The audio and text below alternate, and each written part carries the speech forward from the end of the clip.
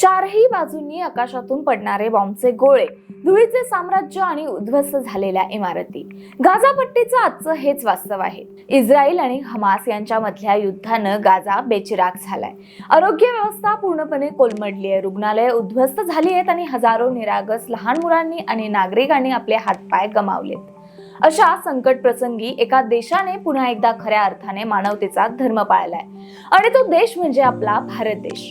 युद्धाचा झळा सोसणाऱ्या पॅलेस्टाईनच्या नागरिकांना उभारी देण्यासाठी भारत तिथे 3 मोठे विकास प्रकल्प राबवणार आहे. त्यामध्ये स्पेशालिटी हॉस्पिटल, कृत्रिम अवयव केंद्र आणि व्यावसायिक प्रशिक्षण संस्था यांचा समावेश आहे. नुकतेच ब्रसेल्समध्ये संयुक्त राष्ट्रांच्या सुरक्षा परिषदेत भारताचे परराष्ट्र मंत्री डॉक्टर एस जयशंकर यांनी ही घोषणा केली. आज गाझामध्ये हजारो लोक अपंग झालेत.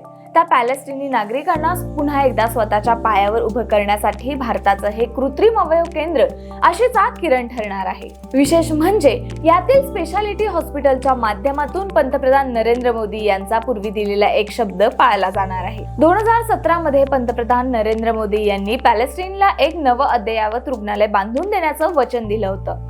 आता वेस्ट बँकच्या जेनिन शहरात हे रुग्णालय साकारलं जाणार आहे. तसेच युद्धाने उद्ध्वस्त झालेल्या पॅलेस्टाईनच्या अर्थव्यवस्थेला गती देण्यासाठी आणि तिथल्या तरुणांना रोजगारक्षम बनवण्यासाठी भारताची व्यावसायिक प्रशिक्षण संस्था खूप मोलाची भूमिका बजावेल.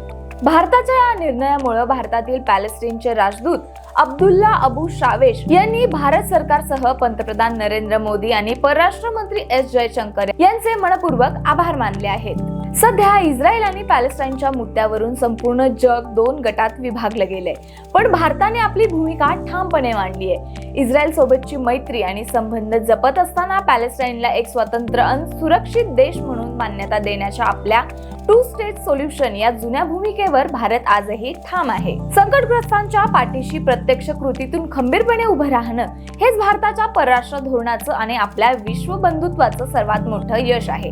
यावर तुम्हाला काय वाटतं आम्हाला कमेंट्स मध्ये नक्की सांगा. व्हिडिओ आवडला असेल तर लाईक, शेअर आणि सबस्क्राईब करायला विसरू नका.